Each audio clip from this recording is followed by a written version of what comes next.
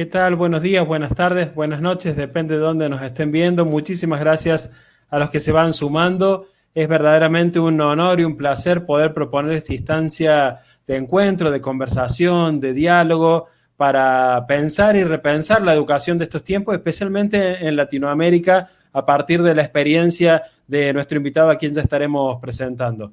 Son los 10 años de los docentes y las TIC, de esta página que nació en octubre del 2010, que empezó a pensarse como una cuestión interna en aquel momento, que solamente buscaba conectarnos o encontrarnos, y mucha agua ha pasado bajo el puente en estos 10 años, así que es un verdadero honor poder festejarlo con este ciclo de encuentros y también agradecerles a todos ustedes, a los más de 65,000 seguidores de la página que día a día siguen, aconsejan, sugieren, cuestionan también, disienten, acuerdan, lo cual ha construido esta verdadera comunidad. Así que muchísimas gracias a todos por estar allí del otro lado, por acompañarnos y por poder encontrarnos en este encuentro, en esta entrevista, en este diálogo que les hemos propuesto para, en el marco de estos 10 años, poder repensar la educación y en este año más que particular.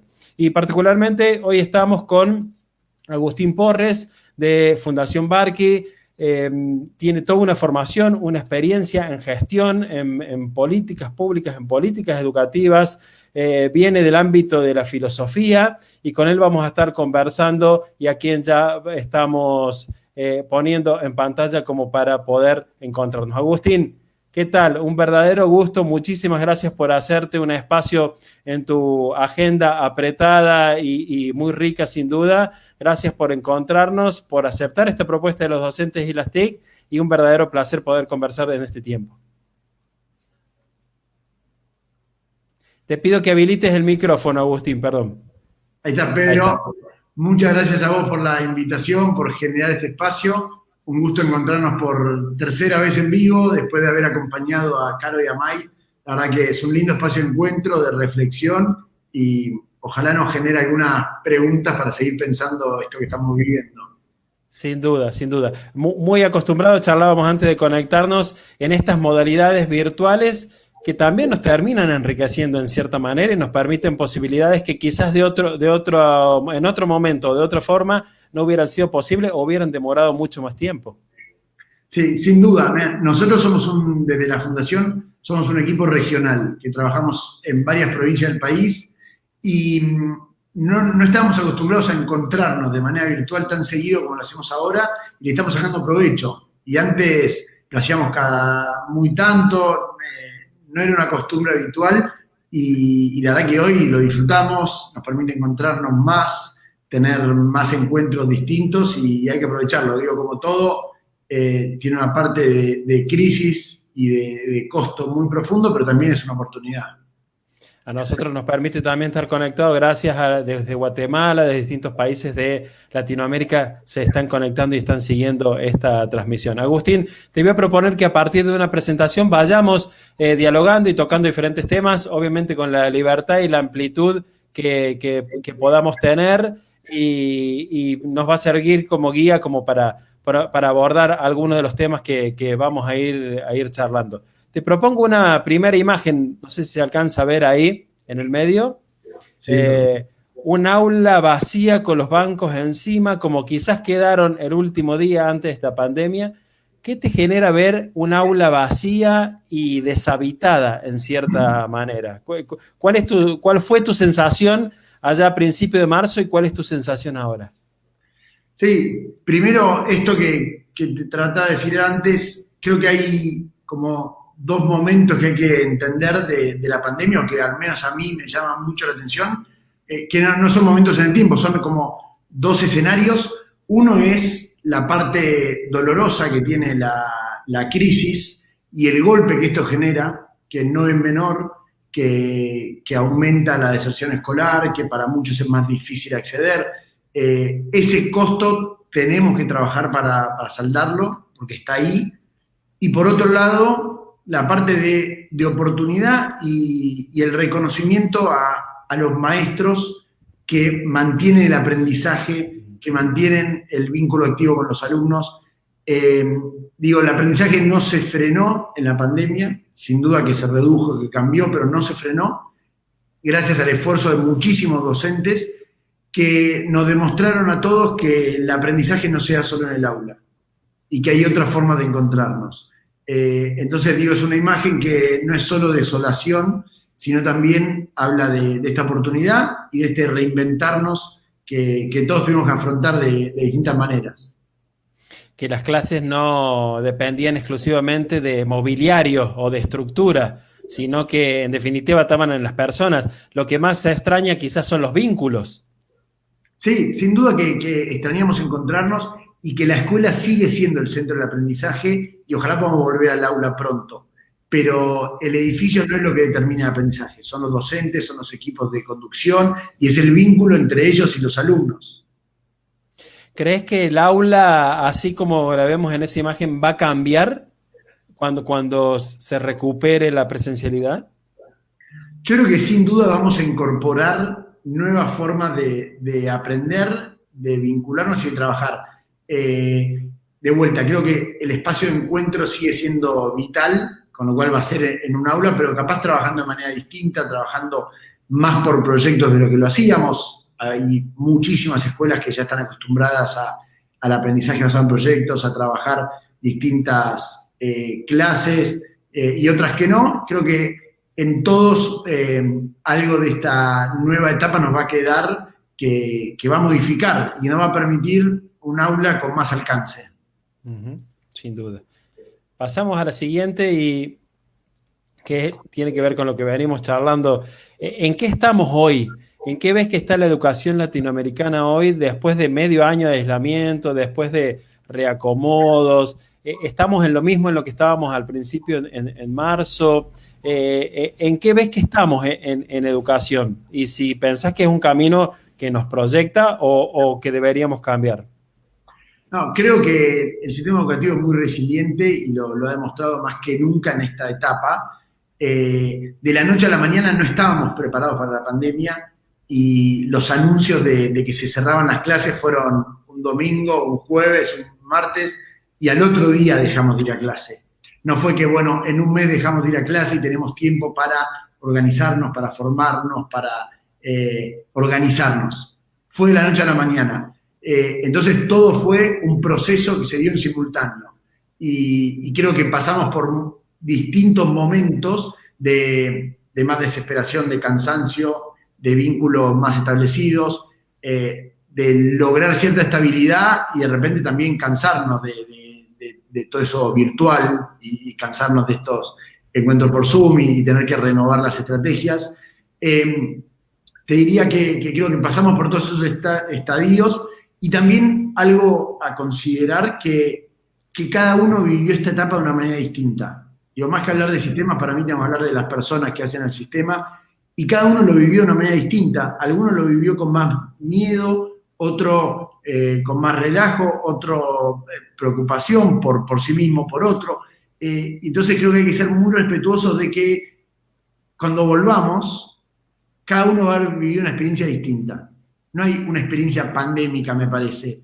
Y yo lo veo en mi familia, cada uno lo vive de una manera distinta. Entonces, ¿cómo contemplamos eso en la vuelta y cómo lo pensamos hoy? Yo digo, ¿dónde estamos hoy? Y cada uno está en un lugar distinto. Creo que ese es el primer punto a considerar. En ese estar distinto, ¿cómo nos encontramos? ¿Cómo nos acompañamos unos a otros para sacarle más provecho? Esto... Dale. Sí. No, te iba a decir, un desafío me parece en un sistema que generalmente apuntaba a lo homogéneo, revalorizar lo heterogéneo para construir desde ahí y enriquecernos va a ser un desafío, no solo para el sistema educativo, sino pienso para las dinámicas propias de las escuelas, para los docentes mismos, que estamos acostumbrados a ver en todo lo mismo o muy parecido, ¿no? Sí, y yo creo que sin duda ahí tenemos una oportunidad de sostener esto, ¿no? De que el crecimiento no se da a todos a la par, de que no regamos y crecen todas las plantas al mismo tiempo, sino que cada uno lleva su ritmo y requiere un apoyo distinto. Para algunos la experiencia en su casa puede haber sido muy buena, para otros no tanto. Entonces, ¿cómo atendemos esa diversidad? Y a nivel sistema, y esto es una respuesta más a nivel personal, a nivel sistema yo creo que es fundamental que sigamos, porque se ha hecho, evaluando los avances, los progresos, y tenemos que tener muy claro esas situaciones personales. No podemos tomar decisiones como si la pandemia hubiera sido para los chicos X o Y experiencia.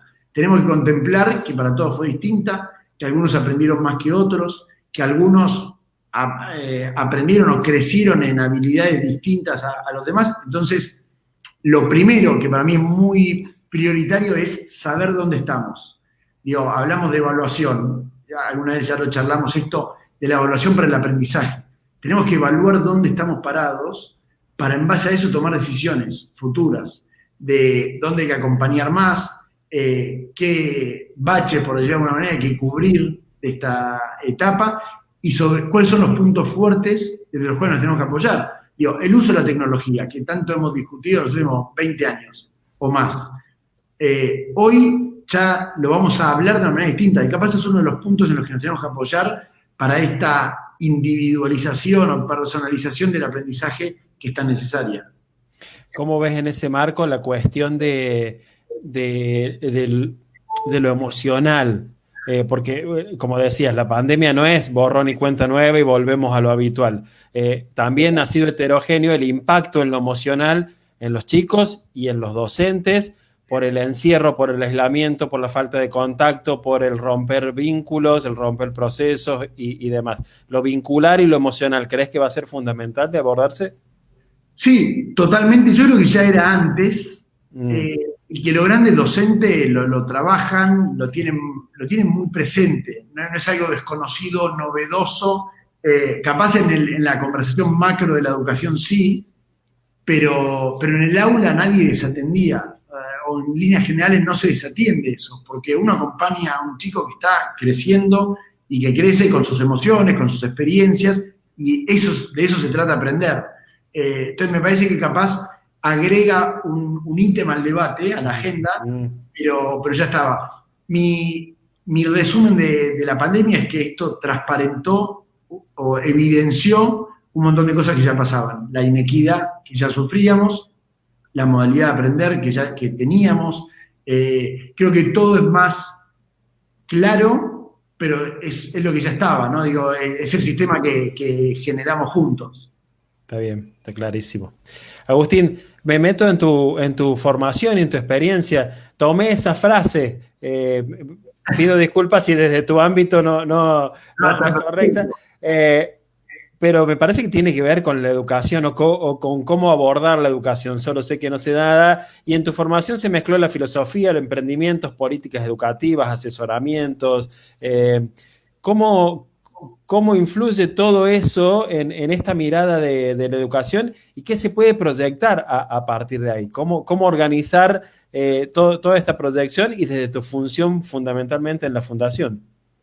Sí, la frase sin duda nos queda grande a cualquiera, a mí muchísimo, pero porque ser consciente de esta certeza y vivirla de esa manera creo que todavía no a mí me queda muy grande.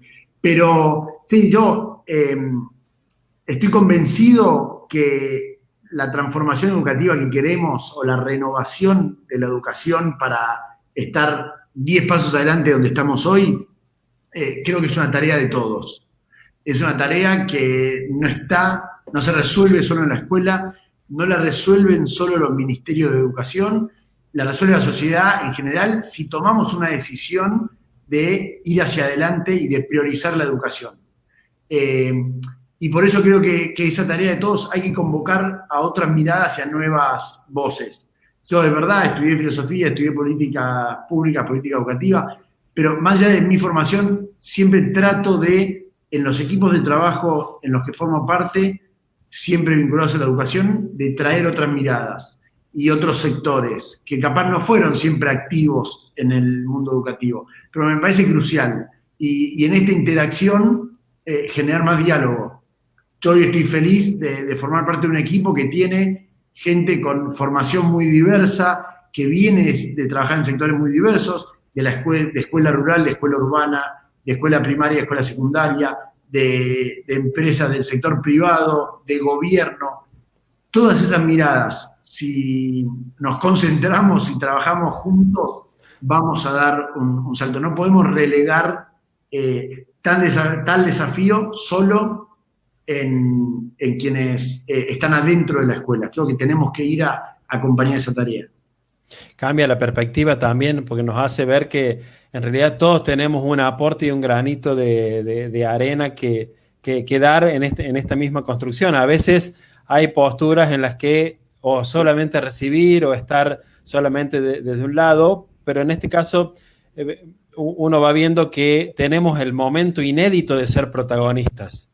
No hubo otro momento en la historia, y menos en la historia de la educación, de ser verdaderamente protagonistas, de construir lo que nuestros hijos y nuestros nietos van a decir. Hubo una pandemia y de ahí salió lo que salga. Sin duda, y creo que nunca fue tan fácil, y no es fácil, requiere un montón de esfuerzo, pero escucharnos y trabajar en conjunto. Para pensar una reforma educativa se convocaron congresos de especialistas, la academia aporta, la política educativa, la voz de los docentes. Hoy, generar esos encuentros está mucho más a la mano, está accesible. En estos últimos meses nosotros desde la Fundación hemos generado encuentros con docentes, con padres, con alumnos, para debatir la escuela que se viene, qué educación queremos. Y creo que es una oportunidad escucharnos más entre los distintos sectores que estamos trabajando en educación y los que no, vincular más la escuela con el mundo del trabajo. Y creo que no podemos desaprovechar esa oportunidad de escucharnos, de generar los consensos que esto requiera y de ejecutarlos. En gran medida también estamos todos de acuerdo con algunos cambios o con algunas reformas que necesitamos, pero el drama está en la implementación. Entonces, bueno, ojalá esto también nos empuje positivamente, generemos esa demanda social por la educación que permita empujar el carrito hacia adelante. Nombrabas recién la fundación. En mi experiencia, esta pandemia me permitió conocer en profundidad esta fundación que uno sentía nombrar, que uno había visto en algún momento. Ya vamos a hablar del premio también que otorga y demás, pero conocer realmente el funcionamiento hasta desde lo interno en tu persona y en el resto de los colaboradores. Y es es una aspiración muy grande cambiar vidas a través de la educación. ¿Cómo se lleva eso adelante sin caer en los extremos, en la idealización o en el decir no se puede? Sí, creo que la educación cambia vidas.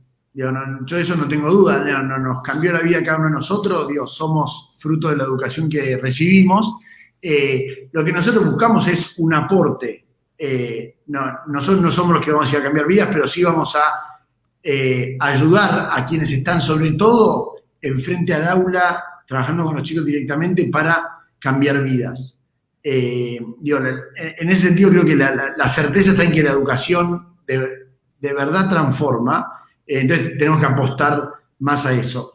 La fundación para mí es ese ámbito, es un grupo de locos apasionados por esto, trabajando con mucho compromiso, con mucho profesionalismo para mejorar la educación, para mejorar y para acompañar, apoyar, incentivar, motivar a otros actores o a otros que están trabajando también en educación con nosotros.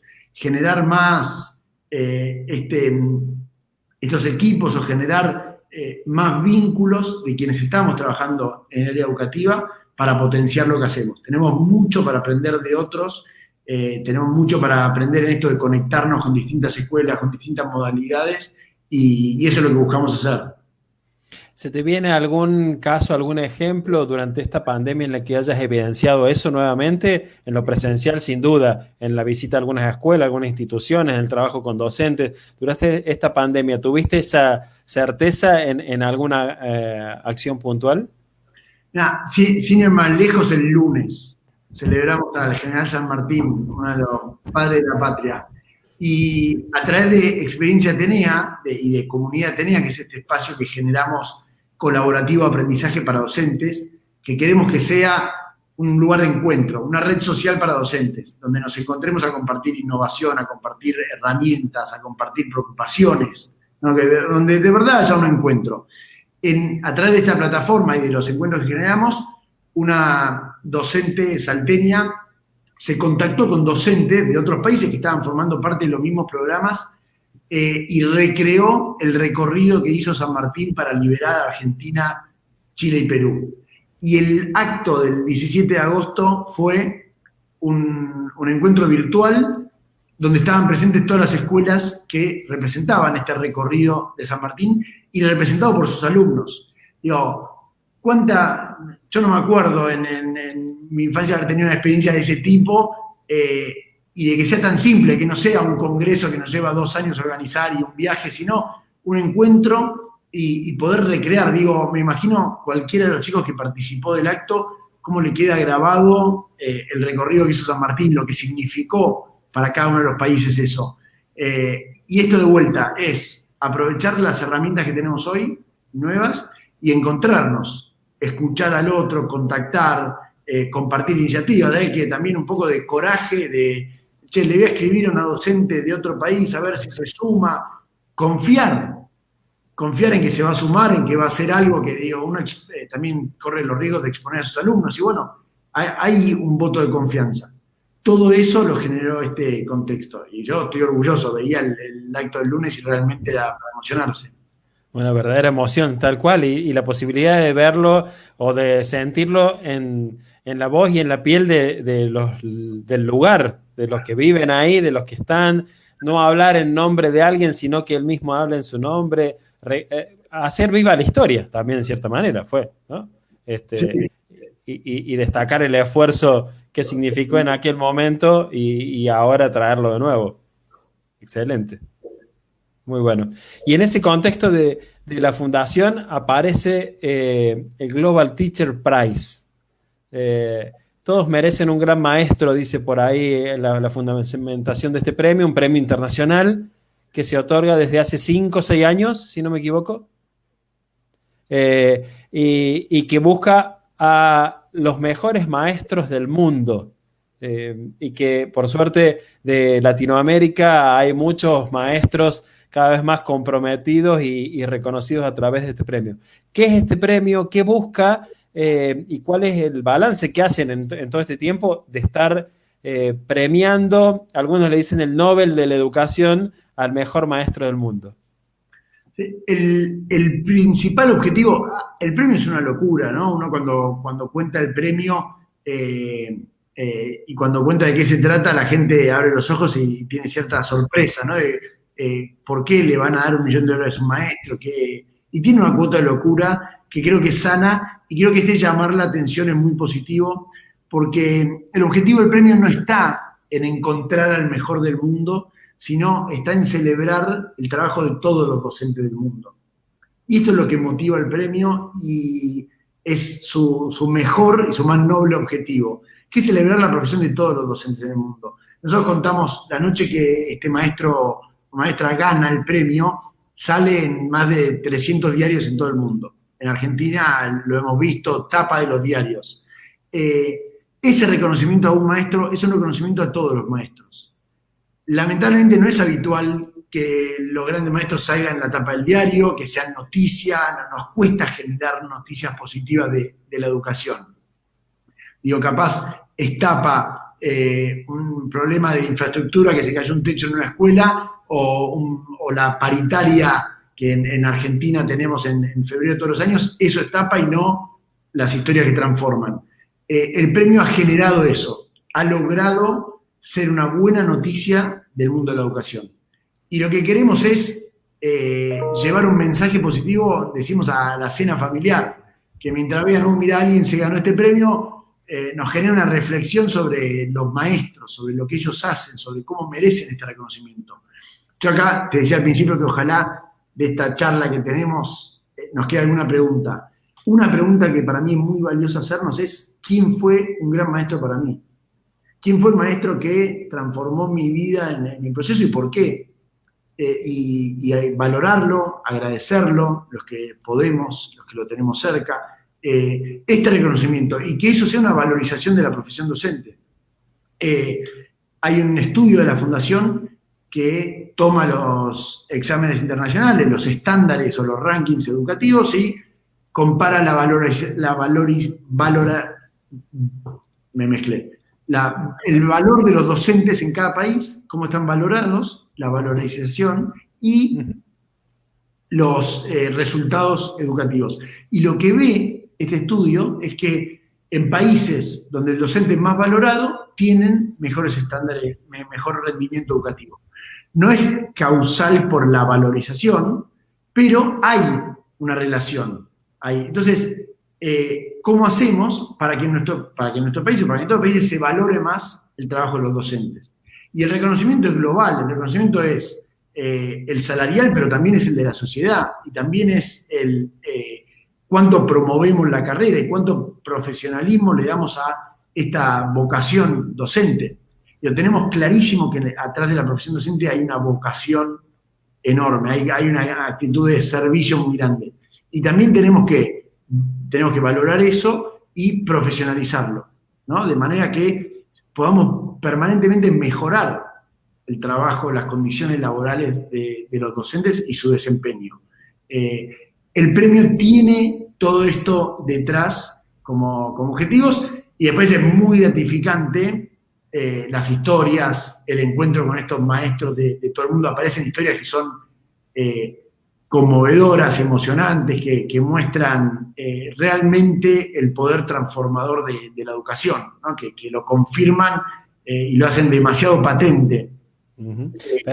Permíteme decir esto sobre el premio también, porque uno, es lo que vos decías, cuando alguien dice $1.000.000 para un solo maestro, el mejor del mundo, uno se imagina como algo inalcanzable, y en realidad lo interesante es, y uno lo va viendo en este tiempo, el mientras tanto. Por eso me parece que está el fundamento de elegir 50, después de elegir 10, y en el medio uno va conociendo experiencias realmente fabulosas, desde en contextos muy vulnerables o no, pero que detrás hay una convicción tan contagiosa de un docente acá o en cualquier otro país del mundo, que eso es lo que va motivando, y uno dice, ¿y por qué es el mejor? ¿Por qué está nominado? Y cuando uno empieza a indagar, y claro, digamos, queda en evidencia que finalmente es así. Uno va recorriendo el mismo camino que el resto. Sí, nosotros decimos, y esto te lo digo más a título personal, pero para mí el día más emocionante no es cuando elegimos o cuando nombramos al ganador, que es en una gala extraordinaria, que con muchas sorpresas para resaltar el premio. Ese no es el día más importante. Para mí es mucho más fuerte cuando nombramos a los 50 finalistas, porque ahí hay 50 personas que en sus lugares, que en sus ciudades, en sus pueblos, reciben un reconocimiento y se genera una revalorización de la educación muy fuerte. El día de anunciar 50, las historias de lo que eso va generando, docentes que los medios le tapan la puerta a la escuela para entrevistarlos, que los invitan a todos lados, reconocimiento de famosos, del gobierno, de las autoridades, toda una cercanía del mundo a la escuela, o de una presencia de quienes no están habitualmente en la escuela, por eso que es transformador. Y las oportunidades, yo este año tuve la suerte de hablar con Mai y con Caro, que son las dos finalistas argentinas. Hablé unas horas antes del anuncio. Yo ya había hablado, ya nos conocíamos, pero las llamé unas horas antes. Y les decía, disfrutá estas últimas horas de paz, porque mañana cambia tu vida en algún sentido. Y ellas lo pueden contar. Digo, a partir de ese día la llaman de radio, la llaman los ministerios de sus provincias, la llaman de los medios, las invitan de 1000 escuelas a dar charlas, a compartir su experiencia. Es realmente cansador para ellas en el buen sentido, es una nueva tarea que asumen. Uh-huh. Y por otro lado, de nuestra parte, con el premio, con los 50 nominados y demás, nosotros no estamos ahí transformando, simplemente estamos iluminando algo que ya sucedía. Digo, esos grandes maestros están en sus escuelas, nosotros prendemos un farol que los ilumina, pero ellos ya estaban transformando. Y esto creo que es lo más rico que es. Tenemos miles de docentes que merecerían ser parte de este premio. Es nuestra tarea, y nuestra, no de la Fundación, sino de todos, ir a buscarlos, reconocerlos, pensar cómo los podemos apoyar para que hagan mejor su trabajo. Ahí creo que todos tenemos una deuda o una tarea, por lo menos, de salir a acompañarlos mejor. Ahí aparece Mai. Justo aparece Mai con un mensaje. Tomo el testimonio de Mai porque fue la primera que contacté para conversar en estas entrevistas que ahí nos fuimos encontrando. Y también me encontraba con esto. ¿Y yo qué tengo extraordinario para dar? ¿No? También tienen esta actitud y es cierto, no costó convencerlos, pero uno dice, ¿y yo para qué? ¿Qué puedo aportar? Y la verdad que son testimonios muy movilizadores, muy motivadores, excelente. Y de hecho, Germán Soto, otro nominado argentino, va a estar participando en una capacitación en el instituto donde yo estoy. Así que bueno, uno va tejiendo estas redes porque sinceramente son testimonios excelentes y muy motivadores. ¿Cuándo es la ceremonia final este año, Agustín? Va a ser en diciembre, va a ser una entrega virtual, con lo cual es un gran desafío. Uh-huh. Y a partir de las próximas semanas vamos a compartir a los 10 finalistas, vamos a empezar a compartirlos, con lo cual ya se genera ahí una ansiedad, una adrenalina por esta nueva etapa del premio que estamos esperando ansiosamente. Te complico mucho si te pido que me nombres de qué países latinoamericanos están nominados dentro de esos 50. Este año tenemos de México, de Colombia, de Perú, de Chile, de Argentina, por supuesto, de Uruguay y de Brasil. Espero no haberme olvidado ninguno, pero ahí... si alguno faltó por ahí. Bien. Agustín, en este marco, en esto que venimos charlando y en esta acción de la Fundación y en esta experiencia que tienen de primera mano de ver las cuestiones educativas en Latinoamérica, ¿la formación docente es el talón de Aquiles? ¿Es eso a lo que hay que apuntar porque es el punto débil de todo este contexto? ¿Lo considerás así? ¿Pensás que la formación docente integral y transformada debería ser fortalecida para fortalecer todo lo que venimos conversando? Creo que coincido con muchísimos que dicen que ningún sistema educativo puede superar el nivel de sus docentes. Con lo cual, si queremos elevar la calidad del sistema educativo, tenemos que apoyar, acompañar, darle más herramientas, motivar a nuestros docentes, ¿no? Digo, sin duda que ahí se juega la calidad del sistema y digo, docentes como Mai necesitamos contagiar de su espíritu a miles. Y veo también, por lo menos desde nuestra experiencia, que nos hemos dedicado a la formación docente, mucho apetito, mucha búsqueda. Estamos lanzando hoy cursos virtuales por semana que tienen 1.000 docentes inscritos por semana, que arrancamos todos los lunes.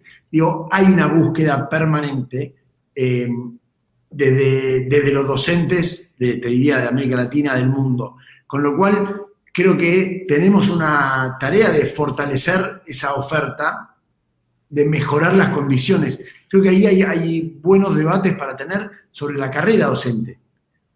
Pensemos cómo mejorar la formación inicial, es un proceso permanente. Creo que nadie le escapa a eso.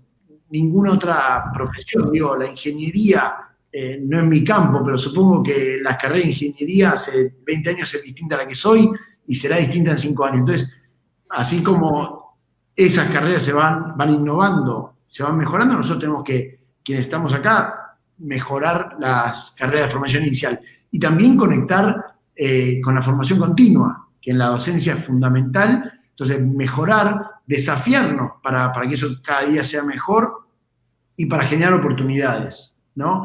Creo que generarle más oportunidades a los docentes, que la formación pase más o ocupe un lugar en la vida de la escuela. Los docentes son autodidactas y además se buscan sus programas de formación continua. Bueno, y hay escuelas que lo ofrecen en el contexto de la escuela. Ojalá sean más las escuelas que se formen como comunidad, no donde uno no se forme solo, sino que se forme con otros, que busquen los programas de formación en el contexto de la escuela. Digo cosas que ya pasan, pero que me gustaría ver que pasen más, ¿no? Y que se repliquen en muchas más escuelas. Ver a los directores empujando la formación continua y contextualizando y como de alguna manera jugando más en equipo en esto. Creo que la formación tiene que estar mucho más apropiada al nivel de la escuela. Y sin duda que todo el tiempo podemos traer más y mejor oferta. Pensando en la cuestión de afuera de la escuela, digo, en el contexto, en el mercado laboral, en las posibilidades, en cuáles son hoy los desafíos de un futuro profesional, formando a un alumno desde el nivel inicial, primario, secundario, superior y demás.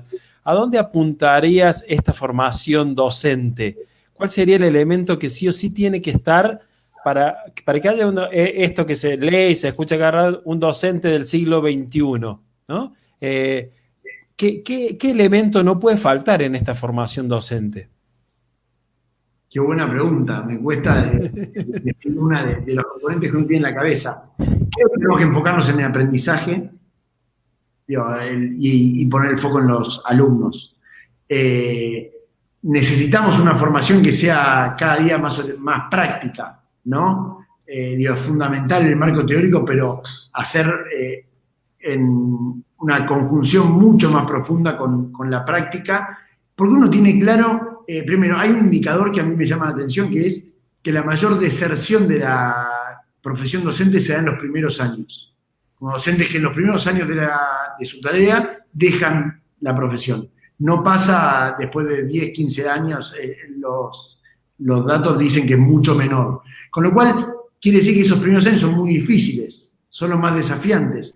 Entonces creo que tenemos que articular la formación con esa práctica y pensar sistemas que los hay en el mundo de mentoreo, de docentes tutores que acompañan a los docentes nobles. Creo que articular esa formación con la vida de la escuela y que cada día sea más lo que uno pueda tener en la práctica en distintos contextos.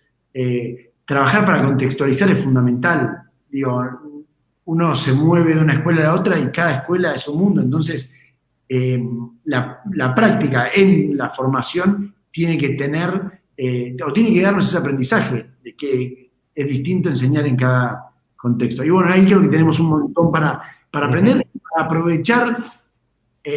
Yo digo, si yo voy a ser profesor en una escuela técnica, me gustaría pasar una buena cantidad de horas en la escuela de May, viendo cómo ella trabaja con los ladrillos y con sus alumnos.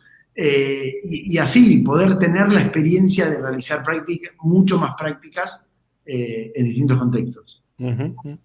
Te llevo a finalmente dos ámbitos que tienen que ver con la tarea docente también sobre estas cuestiones. Uno tiene que ver con la tecnología en sí. Algo conversábamos recién, este humor de Nick es bastante difundido. Que una forma de llamar la atención era ponerse atrás de una pantalla como para mantener el interés de los alumnos, y también se lo usa como símbolo de la no integración de las tecnologías, sino solamente poner un aparato en el aula, ¿no? Con lo poco que implica eso. A nivel tecnológico, ¿cómo incluir estos procesos, estas tendencias, estas plataformas dentro de un aula que se está transformando? Hoy está en la virtualidad, pero después va a volver a lo presencial. Sí, creo que me gusta pensar algo de la tecnología en sentido muy amplio, ¿no? De como las herramientas que usamos para mejorar el aprendizaje y herramientas de las que nos valemos. Yo tengo el recuerdo, cuando pienso en los grandes docentes que tuve, me acuerdo de mi profesora de biología de tercer año, que tenía una creatividad alucinante, y que me acuerdo de verla llegar a la escuela con bolsos, porque traía, nos recreaba el cuerpo humano con goma espuma en tamaño real, y siempre todo era muy visual, y se valía, me imagino la cantidad de horas que ella dedicaba a preparar todo eso, para que nosotros podamos ver las cosas y no sea solo un contenido teórico, y eso era uso de la tecnología, y era goma espuma, y era cartulinas, pero es cómo aprovechamos las herramientas que tenemos a disposición y cómo aprovechamos hoy todo lo que estamos teniendo de tecnología mucho más avanzada para llamar la atención de los chicos y sobre todo para transmitir algo que es significativo. No creo que al final el foco tenemos que ponerlo ahí. En la pandemia, todos los docentes, por lo menos con los que estuve charlando, pasaron de tener 4 horas con los chicos todos los días en el aula a tener 1 hora por algún medio virtual. Y entonces cuando tenés 1 hora en vez de 5, tenés que priorizar y vas a lo significativo, vas a, bueno, ¿qué es lo más importante? Entonces resignificamos mucho el aprendizaje. La tecnología hoy debería permitirnos eso, ¿no? Debería permitirnos priorizar, revalorizar y decir, bueno, ¿qué es lo que queremos que los chicos aprendan? Y ingeniárnosla con esas herramientas para hacerlo mejor. Y el otro ámbito, Agustín, que tiene que ver también con la educación y que se ha puesto en evidencia es la falta de equidad, dice UNICEF en este artículo, o la falta de igualdad, de acceso, de posibilidades, que también conlleva un montón de acciones pendientes que se han puesto en evidencia y que en este marco de lo que charlabas recién de la cuestión tecnológica, pasaron de ser algo complementario u opcional o un agregado a algo que forma parte ya de la rutina, como lo es de nuestras vidas también. Tengo una idea dando vueltas que quiero que te comparto y que ojalá marque algo, por lo menos de mi tarea en lo que viene ahora. Sin duda que hay una inequidad muy grande en el sistema educativo, tal como está, pero que ya estaba de antes, no digo nada nuevo. Equidad. Digo, quien no tiene una computadora, quien no tiene conexión a internet, también es muy probable que no tenga una mesa en su casa, un espacio donde estudiar, que no tenga el acompañamiento de su familia. Son muchos los factores que la pandemia puso sobre la mesa y que ojalá nos generen más preocupación que antes. Algunos ya estábamos preocupados, más o menos, ojalá nos despierte y nos ponga en acción. Ahora, uno no puede pensar en acompañar a todos por igual. Digo, hablamos al principio de individualizar, de personalizar, y creo que hay que llevar aprendizaje de la vida cotidiana al mundo macro de la educación. Digo, uno en la casa le presta más atención a un hijo que a otro cuando hay una necesidad, cuando alguien necesita más acompañamiento, no le genera la misma atención. Yo tengo 2 hijos y lo veo, mi atención va variando en cantidad. Y creo que tenemos que pensar lo mismo. No podemos acompañar a todos por igual. Ahora, creo que tenemos que dar un salto y acompañar a aquellos que más nos necesitan de manera mucho más efectiva, con mucha mayor presencia. Pero los recursos son limitados. Entonces, ¿qué quiere decir? Que hay que alocar más recursos ahí donde más se necesitan. Y para eso necesitamos, como punto de partida, decir, entender dónde está esa necesidad y doblegar esfuerzos. Hablaba con un exministro de un país de América Latina la semana pasada y le preguntaba por la autonomía escolar. Le digo, ¿qué entendés por autonomía escolar? ¿Cómo la llevaría? Digo, sistemas más descentralizados, algo que también dio este tiempo, ¿no? Escuelas más independientes y que yo valoro como algo muy positivo, ¿no? Que le demos espacio a las escuelas para resolver más en su ámbito, de lo que muchas veces les permitimos. Este ministro, tuve conversación con varios exministros, algunos me decían, sí, hay que generar autonomía en todo el sistema, hay que darle más independencia a las escuelas. Este ministro me dijo algo que me pareció mucho más sensato, que es, yo organicé un semáforo, rojo, amarillo, verde. Escuelas verdes que funcionan muy bien, le doy más autonomía, porque necesitan menos de mi presencia, de mi acompañamiento. Y yo voy a acompañar a las escuelas que me dan en rojo, digo que están más atrasadas, que los resultados no son los que esperamos, y voy a poner más energías ahí. Digo, es en alguna medida un gesto de humildad, de decir, yo no puedo acompañar a todos. Entonces, al que puede ir solo, al que puede tener más autonomía, que la tenga, démosle lugar para crear más y acompañemos a los que más lo necesitan. Creo que este tipo de soluciones no son comunes, aunque las hay muy buenas experiencias, no son comunes en la política educativa. Y me gustaría que planteemos esto, que lo pensemos. ¿Cuáles escuelas podríamos darle más independencia de recursos, de creación, de currículum, en cualquier ámbito? En los recursos y en lo pedagógico también. ¿Y qué escuelas requieren más compañía? Ya que tenemos energía, tenemos gente brillante que puede acompañar. Bueno, orientemos bien esos recursos y no tratemos de darle a todo lo mismo, porque vamos a sostener esa inequidad. No es igualdad, sino que es equidad.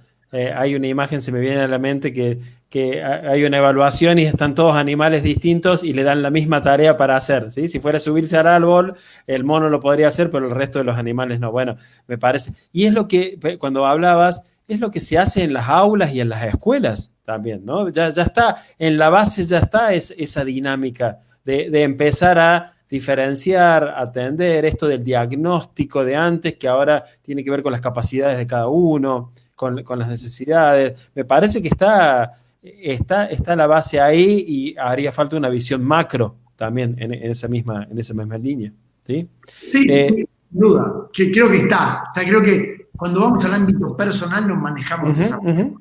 No le damos a todo lo mismo. Ojalá institucionalicemos este tipo de experiencias. Y en este contexto, ¿Latinoamérica tiene algo particular para dar, para aportar, para revisar, para repensar? Esta escuela del futuro que se plantea.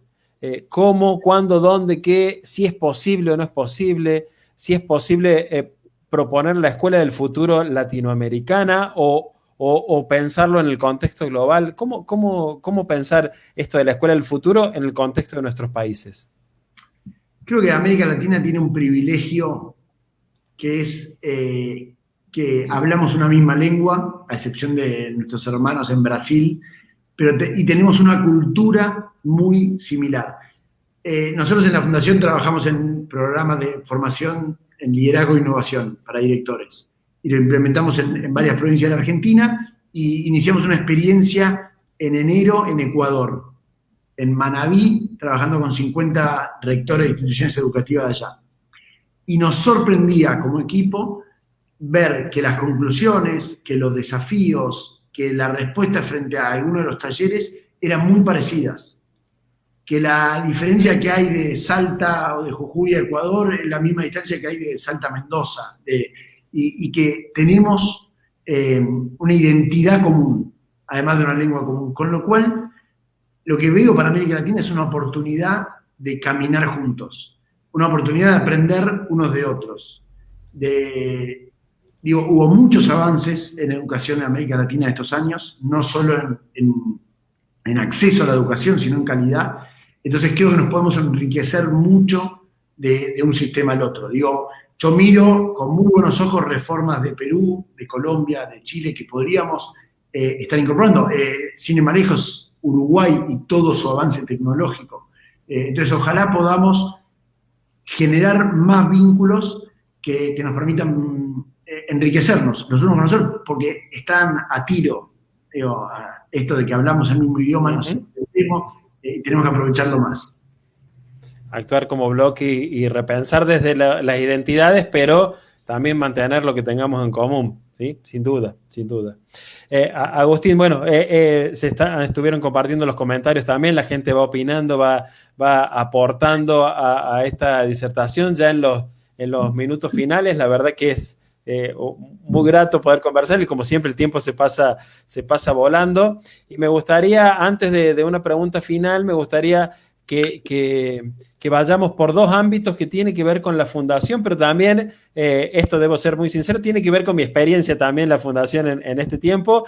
En una de esas fotitos puedo llegar a estar yo o puede llegar a estar una de mis hijas, ¿no? Que participamos como padre, hijo, docentes, excelente. ¿Qué es ese mural de caras y qué significó para ustedes? Porque fue una movida muy interesante y que tuvo distintas instancias y este fue con el cierre.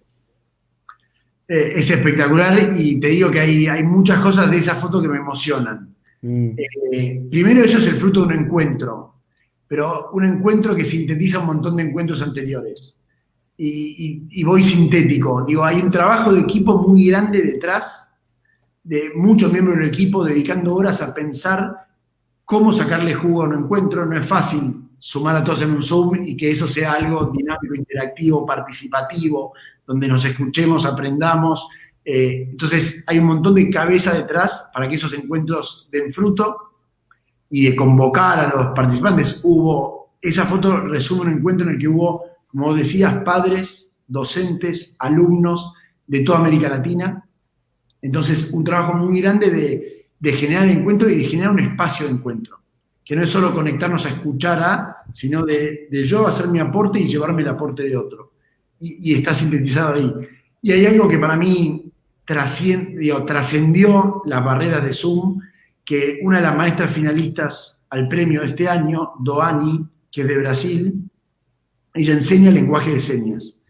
Y invitó a estas reuniones a sus alumnos y a padres de sus alumnos, hipoacúsicos, y ella iba traduciendo en simultáneo el Zoom al lenguaje de señas. Y tuvimos una conversación con ellos en la que podíamos charlar con los chicos a través del lenguaje de señas.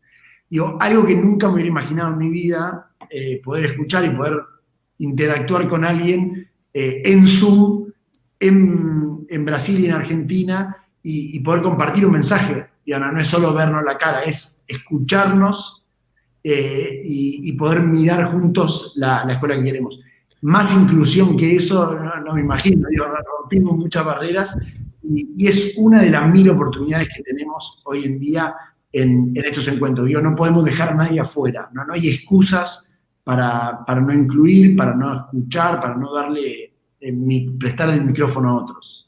Y además, desde mi experiencia también, rompió prejuicios de el contacto de la escuela con las familias, el contacto de la escuela con los alumnos y darle la voz, pero darle la voz realmente, no hacerles decir lo que queremos escuchar, sino inclusive en ese encuentro era muy interesante escuchar a los mismos chicos plantear sus cuestiones con mucha firmeza, con mucha claridad, de primario, de secundario, y cosas tan obvias y tan lógicas que a veces vamos dejando de lado y que ellos mismos también resalten y destaquen esos espacios de apertura. ¿Habían tenido algún encuentro así en lo presencial en años o en momentos anteriores? ¿Con familias? No. Tan fuerte como fue este encuentro, no. Fue una experiencia nueva. Fue una experiencia que nos regaló la pandemia. Qué bárbaro. La segunda cuestión tiene que ver con esta idea de comunidad que vos hablabas recién. Y esta comunidad Atenea, que también es fruto de la pandemia, ¿o ya estaba pensada? Estaba pensada, la veníamos preparando, porque veníamos pensando cómo hacer para generar este espacio colaborativo de docentes donde nos podamos encontrar. La pandemia nos aceleró. Corrimos para anticiparnos a lo que era nuestro plan de trabajo y le pusimos mucha más energía. Y sin duda también la pandemia fue la oportunidad para que esto sea una herramienta que seguimos mejorando todos los días con la retroalimentación de los docentes, pero que hoy es una comunidad viva que ya tiene más de 10.000 miembros registrados interactuando cotidianamente. La base es el recibir, pero también el dar en esta interacción de aportar lo que uno tiene, lo que uno hizo, recibir capacitaciones, formaciones, pero también aportar experiencias pedagógicas y docentes. Sí, la invitación es a formar parte de esta comunidad en la que uno comparte sus iniciativas, comparte lo que está haciendo, las herramientas, las ideas innovadoras, y otros docentes van replicando. Acá no somos nosotros diciendo esto es lo que hay que hacer, sino los mismos docentes subiendo sus iniciativas y viendo cómo otros las van replicando, y no solo replicar una iniciativa o llevar una herramienta nueva al aula, sino esto que insisto mucho, encontrarte con el otro, generar un vínculo y mejorar lo que uno está haciendo. Es que uno se imagina, si encuentro una experiencia que a mí me motiva y tiene que ver con mi área y con mi materia y con mis alumnos, y lo mínimo que puedo hacer es escribirle un correo y compartamos experiencias, sea de Paraguay, de Bolivia, de Chile, de México, de donde sea, y nos conectemos. Hoy nos permite esto, ¿no? El interactuar y conectarnos. Sin duda, y lo que nosotros queremos hacer, nuestro esfuerzo es hacerle la vida más fácil. Es volcar todo en un lugar, generar ese encuentro ahí, generar esa red social donde podamos encontrarnos con más facilidad. Romper miedos, barreras, trabas, para que suceda. Que en educación suceda. Me quedo con eso. Agustín, agradeciéndote y agradeciéndole a la gente por este tiempo, esta predisposición, esta charla muy enriquecedora, motivadora y con muchas perspectivas sin duda para repensarnos en esto de la educación. Una última pregunta y te pongo en una situación hipotética que tiene que ver, si fueras ministro de Educación de América Latina, supongamos que existe el cargo, yo no sé si querría estar en esos zapatos, pero bueno, ¿cuál sería tu primer medida? O, dicho de otra forma, bueno, yo asumo, pero lo primero que vamos a hacer es esto. Eso primero para pensar, teniendo en cuenta, no es para poner más presión, pero teniendo en cuenta que está toda América Latina viendo cuál va a ser tu primera medida en ese hipotético cargo. Está muy bueno, no fue fácil, tremenda presentación y muy buena toda la pregunta, me encantó, no está fácil para cerrar. Yo diría una cosa que sufren nuestros sistemas educativos en el mundo, pero en América Latina capaz más, es la poca permanencia de los ministros en el cargo. Por distintas razones, el promedio de un ministro de educación en América Latina es de 2 años. Hay 2 casos, uno en Bolivia, perdón, 3, uno en Bolivia, uno en Colombia y uno en Costa Rica, que duraron 8 años, pero lo habitual es que los ministros duran 2 años, o a veces, muchas veces menos, a veces un poco más. Y eso daña el sistema, nos guste o no, el recambio, el empezar de nuevo. Entonces, ¿qué me gustaría si existiera esta posición que podríamos crear? Es generar los acuerdos, que los cambios de ministros creo que van a seguir, pero generar los acuerdos que generen permanencia, que generen, ¿cuáles son los acuerdos mínimos que queremos implementar? Y que cambien las personas, que despersonalicemos las reformas, pero que las sostengamos. Porque no me importa cómo se llama un programa educativo, me importa que se quede en el tiempo. Porque si los programas los cambiamos cada 2 años, estamos lastimando el sistema. Creo que ahí hay un desafío de encontrar los acuerdos mínimos, apoyarlos y sostenerlos. A pesar de los cambios de gobierno, sostener esos cambios. Eso es de política pública. Algo que creo que nos tiene que llamar a todos es, y que no sé si se genera desde un cargo así, o creo que es una tarea de cada uno, pero me gustaría compartirlo para cerrar, necesitamos generar más confianza. Necesitamos devolvernos la confianza en el sistema educativo. Necesitamos que nuestro sistema no se base en la desconfianza. Necesitamos que podamos confiar. Y cuando digo eso, es todos los actores. Yo lo reflejo, digo, que los ministros confíen en sus docentes y que los docentes confíen en sus ministros. Porque ahí hay un canal que está medio roto. Y no se queda ahí. Que los docentes confíen en los padres y que los padres confíen en los docentes. Y que los directores confíen en sus equipos y sus equipos en sus directores. Entonces, digo, tenemos que darle una inyección de confianza al sistema educativo si queremos de verdad dar un salto de calidad.